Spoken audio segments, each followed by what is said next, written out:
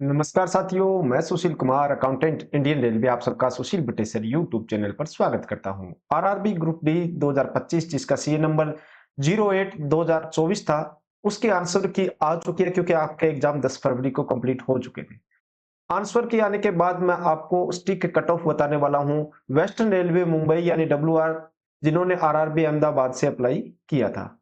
General, OBC, ST, SC, EWS, CCA और ex serviceman की क्या कट ऑफ रह सकती है एक्सपेक्टेड पीईटी के लिए, और फाइनल कट ऑफ, ये हम सब जानने वाले हैं जो डाटा हमें प्राप्त हुआ है उसके आधार पर। यदि आप मेरे चैनल पर नए हो तो चैनल को सब्सक्राइब करें, क्योंकि आप मुझसे जुड़कर रेलवे से जुड़ी हुई जानकारी प्राप्त कर सकते हो, और रेलवे में किसी भी जॉब की डिटेल में जॉब प्रोफाइल जानना चाहते हो तो मेरे चैनल पर विजिट करें।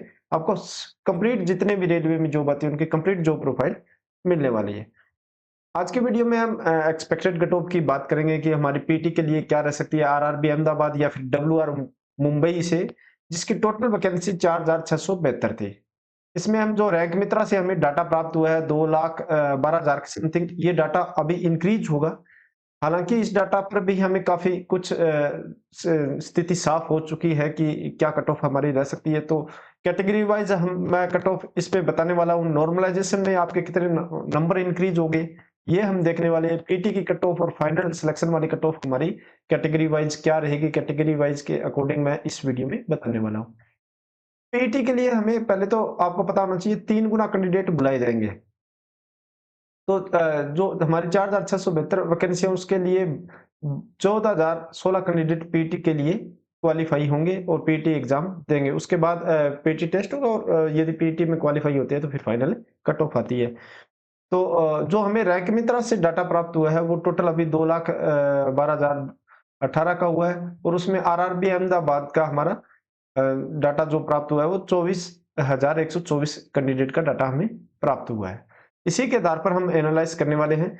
तो जो एवरेज आपके बात करूं मैं, नॉर्मलाइजेशन स्कोर क्या रहेगा, तो उसके लिए भी रैंक मित्रा से जो डाटा एवरेज शिफ्ट वाइज हमें प्राप्त हुआ है, 101 शिफ्ट का जो आपका एग्जाम हुआ था 27 नवंबर से लेकर 10 फेब तक, 101 शिफ्ट में, उसमें हर शिफ्ट का एवरेज दिया हुआ है। ये पीडीएफ भी आपको मिल जाएगी टेलीग्राम ग्रुप में मेरे। तो वहां हर ग्रुप का एक एवरेज दिया हुआ है। जैसे स्टार्टिंग में देखोगे 44 है, इसी तरह लास्ट 101 का भी आप देखोगे तो 57.08 तक चला गया है एवरेज। इसके आधार पर हमें नॉर्मलाइजेशन मार्क जान सकते हैं कि कितने आपके नंबर इंक्रीज होंगे, कितने डिक्रीज होंगे, इसके आधार पर हमें पता चलता है। क्योंकि नॉर्मलाइजेशन का बहुत बड़ा इफेक्ट पड़ता है आपके ग्रुप डी एग्जाम में, क्योंकि 101 शिफ्ट में एग्जाम हो रहा है, तो सारी शिफ्टें एक जैसी तो है नहीं। तो उसमें कोई हार्ड शिफ्ट भी है, कोई मॉडरेट भी है, कोई इजी शिफ्ट भी है। तो उसमें जो हार्ड शिफ्ट है उसके नंबर इंक्रीज होंगे, मॉडरेट वालों को थोड़ा बहुत इंक्रीज होंगे, और जिनके इजी शिफ्ट है उनके मामूली सा फर्क पड़ने वाला है। तो इसी के आधार पर जो हमें एवरेज डाटा प्राप्त होता है एवरेज स्टूडेंट का, जो क्योंकि लगभग 2 लाख कैंडिडेट का आया है, तो एवरेज एक अच्छा एवरेज हमारे पास प्राप्त हो चुका है। इससे हम जान सकते हैं कि आपके नॉर्मलाइजेशन होने के बाद कितना स्कोर बढ़ सकता है। तो जिन शिफ्ट, ये जो शिफ्ट देख रहे हो आप, जो भी शिफ्ट आपकी रही हुई है, जैसे ये 2 दिसंबर की है, ये 28 नवंबर की है, ये 1 दिसंबर की है, जो भी आपकी शिफ्ट है उसको यहाँ पर देख लीजिए कि आपका एवरेज स्कोर उस शिफ्ट का कितना है। पहले तो ये जान लीजिए कि एवरेज कितना आ रहा था। उसके बाद यदि आपका शिफ्ट का एवरेज 44 से 50 के बीच में आ रहा है, तो ये हार्ड शिफ्ट मानी जाएगी, और यहाँ आपके 13 से 15 नंबर तक इंक्रीज हो सकते हैं। कोई बड़ी बात नहीं, रेलवे में इतने नंबर इंक्रीज होते हैं, 13 से 15 नंबर इंक्रीज हो सकते हैं। यदि 50 से 55 के बीच एवरेज शिफ्ट में आ रहा है, तो आपके नंबर यहाँ मान के चलो 6 से 7 नंबर इंक्रीज आसानी से हो सकते हैं। और 50 से 57 55 से 57 के बीच में है, तो ये इजी शिफ्ट मानी जाती है, यहाँ 1 से 3 नंबर तक इंक्रीज आपके नंबर हो सकते हैं। तो ये तो आपको एक आइडिया लग गया कि आपकी कौन सी शिफ्ट है, इजी है, मॉडरेट है या फिर हार्ड है। इस पर मैं एक अलग से वीडियो बनाकर आपको शिफ्ट वाइज एनालाइज भी करके दिखाऊंगा कि कैसे आप इसमें कैलकुलेट कर पाओगे। तो ये अपकमिंग वीडियो में मैं बता दूंगा, कोई जैसे टाइम मिलेगा एनालाइज करके, कि कौन सी शिफ्ट हार्ड थी, कौन सी मॉडरेट थी।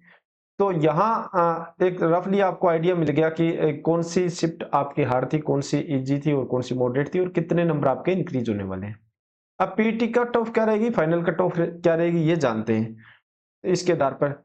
तो जो हम वैकेंसी पोजीशन देखते हैं, सबसे पहले वैकेंसी पोजीशन देखोगे, उसमें यहाँ मैंने जैसे कैटेगरी वाइज वैकेंसी भी दी हुई है। जैसे टोटल वैकेंसी हमारे 4,672 है, तो उसको अलग अलग कैटेगरी में यहाँ पर रखा गया है। इसमें 3 गुना कैंडिडेट पीटी के लिए बुलाए जाएंगे। अब पीटी में किन किन को छूट है? एक्स सर्विस में इनको पीटी में छूट है, इनको पीटी नहीं देना, डायरेक्ट इनके एग्जाम के आधार पर इनका सिलेक्शन होगा। इनका मेडिकल एग्जामिनेशन जरूर होगा, पीटी नहीं होगा।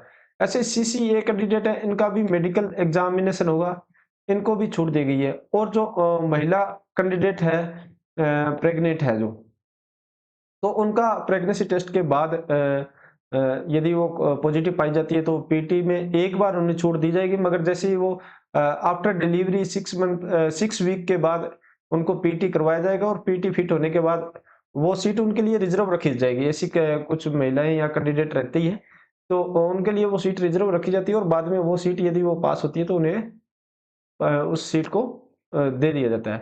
तो मोटा-मोटी यही बात है कि एक्स सर्विसमैन और सीसीए जो अप्रेंटिसशिप वाले कैंडिडेट हैं, इनका फिजिकल टेस्ट नहीं होगा। बाकी आपकी category UR, SC, ST, OBC, EWS है, जो भी कैटेगरी है उसमें नॉर्मल कैंडिडेट है, उनका सभी का फिजिकल टेस्ट होगा। और जो पीडब्ल्यूडी कैंडिडेट है, इनका भी फिजिकल जो पीटी टेस्ट होता है, फिजिकल एफिशिएंसी टेस्ट, ये भी नहीं होने वाला। तो फिजिकली एफिशिएंसी टेस्ट पर मैंने ऑलरेडी वीडियोस में बता रखा है कि मेल और फीमेल के लिए क्या-क्या क्राइटेरिया रहता है। मेल के लिए 35 किलो वज़न उठाकर 100 मीटर की दौड़ 2 मिनट में, वहीं फीमेल को 20 किलो वज़न उठाकर 100 मीटर 2 मिनट में कंप्लीट करना होता है। और जो लॉन्ग डिस्टेंस वाली रन होती है हमारी 1000 मीटर की, मेल को 4 मिनट 15 सेकंड में और फीमेल को 5 मिनट 40 सेकंड में कंप्लीट करना होता है। ये तो पीटी के इन्फॉर्मेशन हो गई। अब हम कट ऑफ देखते हैं कि कट ऑफ क्या रह सकती है। तो 3 गुना कैंडिडेट जब हम देखते हैं तो हमारे 14,116 कैंडिडेट बनते हैं।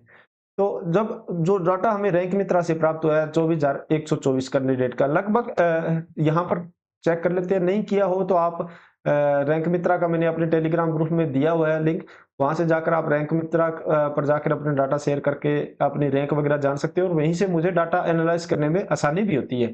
तो जो 24,000 का हमें डाटा प्राप्त हुआ है, तो यहाँ पर हमें 14,000 ऊपर के कैंडिडेट लेने हैं कुल मिला के पीटी के लिए। तो सीधी सी बात यही है। और जो ये कैंडिडेट रहते हैं एक्स सर्विसमैन और सीसीए, इनको हॉरिजॉन्टल रिजर्वेशन रहता है, यानी जो जिस कैटेगरी का होगा उसे उस कैटेगरी की सीट मिलेगी। जैसे 88 एक्स सर्विसमैन है, 88 में से 20 यूआर के हैं, तो 20 180 में से 20 कम हो जाएंगे। 10 यदि एससी के हैं तो 10 यहाँ से कम हो जाएंगे। ऐसे हॉरिजॉन्टल रिजर्वेशन रहता है ये सभी पोस्टों का, इन सभी इधर वाली का, इस टोटल के आगे वाली सभी पोस्ट का। तो इनके लिए वो अलग से कोई पोस्ट नहीं होती है, 936 अलग से नहीं है, इस 4672 ही वैकेंसी है टोटल, इसी में से ये होती है। तो जो रैंक मित्रा से हमें डाटा प्राप्त हुआ है, इसके आधार पर जो हम जानते हैं कि हमारी कट ऑफ क्या रह सकती है। तो जो हम देख रहे हैं कि 14,016 कैंडिडेट लेने हैं, तो 14,016 कैंडिडेट हमारे 55 और 60 के बीच में आप देख रहे हो कि 10,000, फिर 13,000 और फिर 50 पे 16,000, यानी 55 के आसपास कैंडिडेट हैं जो 55 नंबर के आसपास वो 14 में ऊपर जा रहे हैं, यानी ऊपर वाले कैंडिडेट जो 55 से ऊपर मिल रहे हैं 14,000। इसमें भी कैटेगरी का रोल रहता है, आपकी UR category, SC ST category है। तो इसी के आधार पर मैंने एनालाइज किया है, मेरा खुद का एक्सपीरियंस है ग्रुप डी, पहले मैं एज ए ग्रुप डी काम कर चुका हूँ 2019 वाली वैकेंसी में, रेलवे के काफ़ी एग्जामों का एनालाइज किया है, तो उसके एक्सपीरियंस के आधार पर मैं अलग-अलग आपको कट ऑफ बताने वाला हूँ कि आपकी कट ऑफ क्या रह सकती है किस-किस कैटेगरी की। तो सबसे पहले हम यूआर से स्टार्ट करते हैं। यूआर में टोटल पीटी के लिए 5,676 कैंडिडेट आने हैं 1892 वैकेंसी के लिए। तो पीटी की कट ऑफ इनकी 63 से 66 के बीच में रह सकती है, और यह मैं रो मार्क्स के आधार पे बता रहा हूँ, नॉर्मलाइजेशन के मार्क्स के आधार पर नहीं। नॉर्मलाइजेशन में ये नंबर ये मान के चलो कि 5 से 10 नंबर इंक्रीज होने वाले हैं, 10 नंबर तक इंक्रीज होने वाले हैं एवरेज, क्योंकि 13 से 15 इजी शिफ्ट में हार्ड शिफ्ट में इंक्रीज होंगे, तो एवरेज 10 से 15 नंबर इंक्रीज होने वाले हैं। तो ये रो मार्क्स के आधार में यदि किसी कैंडिडेट के इतने रो मार्क्स है तो वो पीटी के लिए तैयारी कर सकता है, और फाइनल कट ऑफ 70 से 74 के बीच में रह सकती है रो मार्क्स के आधार पे। एसी की बात करूं तो एसी में 2103 कैंडिडेट क्वालिफाई करेंगे पीटी के लिए, तो वहां आपकी कट ऑफ रहने वाली है 52 से लेके 55 के बीच में, और फाइनल कट ऑफ 59 से 64 के बीच में रह सकती है रो मार्क्स के आधार पर। तो ऐसे कैंडिडेट जिनके नंबर 52 से 55 के बीच में है या 52 से अबो है, तो वो अपनी फिजिकल जो आपकी रनिंग वगैरह होनी है उसकी तैयारी करना स्टार्ट कर दें। एसटी कैंडिडेट 1053 कैंडिडेट पीटी में भाग लेने वाले हैं, तो उसके लिए 48 अब वो मान सकते हो, 48 से 51 के बीच में इनकी कट ऑफ रह सकती है रो मार्क्स के आधार पर। 53 से 58 इनकी फाइनल कट ऑफ रह सकती है। ओबीसी की बात करूं तो ओबीसी की कट ऑफ रह सकती है 60 से 62 के बीच में रो मार्क्स के आधार पर। ओबीसी और जनरल में ज्यादा आपको डिफरेंस नहीं देखने को मिलेगा, और ईडब्ल्यूएस में भी आपको ज्यादा डिफरेंस नहीं देखने को मिलेगा। फाइनल कट ऑफ ओबीसी की 66 से 70 के बीच में रह सकती है। एक्सपेक्टेड है पूरी तरह से, रो मार्क्स के आधार पे बता रहा हूँ। इसमें प्लस माइनस आप मान के चलो 2 से 3 हो सकता है, कोई बड़ी बात नहीं है, क्योंकि अभी तक जो हमें डाटा प्राप्त है उसी के आधार पर बता रहा हूँ। जैसे और डाटा हमें लगभग प्राप्त हो जाएगा, जैसे 2 लाख का आया तो लगभग हमारे पास 20 से 25 लाख का डाटा आएगा, फिर मैं बिल्कुल स्टिक आपको कट ऑफ बता सकता हूँ। अभी 2 लाख में इसमें प्लस माइनस 2 का ऊपर नीचे लेकर चल सकते हो। यदि किसी के, जैसे मैं यहाँ पर यूआर के 63 बता रहा हूँ, यदि किसी के 60 भी है तो वो भी अपनी यूआर की तैयारी यानी पीटी की तैयारी कर सकता है। एक्स सर्विसमैन की बात करूं तो एक्स सर्विसमैन की 58 और 60 के बीच में रह सकती है आपकी पीटी की कट ऑफ, और फाइनल कट ऑफ 64 से 68 के बीच में जा सकती है रो मार्क्स के आधार पर। सीसी अप्रेंटिसशिप कैंडिडेट और एक्स सर्विसमैन इनको छूट दी गई है, पीटी टेस्ट इनका नहीं होगा। इनकी डायरेक्ट फाइनल कट ऑफ आती है, तो डायरेक्ट सीसी जो अप्रेंटिसशिप कैंडिडेट है उनकी 40 से 45 के बीच में रह सकती है, और एक्स सर्विसमैन की 35 से 40 आरआरबी अहमदाबाद से आपकी कट ऑफ रह सकती है। तो ये मैंने एक आपको रफली आइडिया दे दिया कि आप पीटी की तैयारी करना चाहते हो तो आपके कितने नंबर है, तो आप पीटी की तैयारी कीजिए, क्योंकि आपका फाइनल रिजल्ट मान के चलो अप्रैल के स्टार्टिंग में आता है, तो मई मिड में आपकी रनिंग वगैरह स्टार्ट हो जाएगी, यानी फिजिकली एफिशिएंसी टेस्ट होना स्टार्ट हो जाएगा। तो अपनी तैयारी को अभी से मजबूत बनाए रखें। जो भी आपका फिजिकल एग्जाम होना है उसके लिए अपने आप को प्रिपेयर कीजिए। जो मैंने आपको बताया इसमें प्लस माइनस 2 का आंकड़ा लेकर चल सकते हो इस एक्सपेक्टेड कटों में। बाकी और इसमें कोई स्टिक जानकारी आती है तो मैं आपको वीडियो के माध्यम से जरूर बताऊंगा। बाकी ग्रुप डी की मतलब किस पोस्ट पर क्या क्या काम होता है, इस पर मैंने डिटेल में एक एक वीडियो पर जो प्रोफाइल बनाई हुई है, ये वीडियोस आप देख सकते हो, ताकि आपको आइडिया हो जाए कि आपका सिलेक्शन के बाद आपका क्या काम रहने वाला है। उसमें कैसे, कहाँ पोस्टिंग होती है, कहाँ ट्रेनिंग होती है, जो प्रोफाइल, वर्कलोड कितना रहता है, प्रमोशन कैसा होता है, सैलरी कैसे मिलती है, सैलरी के साथ साथ कौन से अलाउंसेस मिलते हैं, छुट्टियां कितनी मिलेगी, फैसिलिटीज क्या मिलेगी, एडवांटेज डिसएडवांटेज फीमेल के लिए कैसी है, हर पोस्ट में ये बताया हुआ है। तो ये वीडियोस आप जरूर देखें, इनका लिंक आपको डिस्क्रिप्शन में मिल जाएगा। ग्रुप डी जो प्रोफाइल के नाम से प्ले लिस्ट बनी हुई है उसका लिंक मिल जाएगा, आप वहां से जाकर सारे वीडियोस देख सकते हो। तो यह वीडियो आपको कैसी लगी, अच्छी लगी हो तो लाइक करें, दोस्तों के साथ शेयर करें। इसके अलावा आप मुझे टेलीग्राम या इंस्टाग्राम पर भी फॉलो कर सकते हो, जिसका लिंक आपको डिस्क्रिप्शन में मिल जाएगा। वीडियो में अभी तक बने हो, चैनल को सब्सक्राइब नहीं किया तो चैनल को करें सब्सक्राइब। मिलते हैं नई जानकारी के साथ नई वीडियो में। धन्यवाद।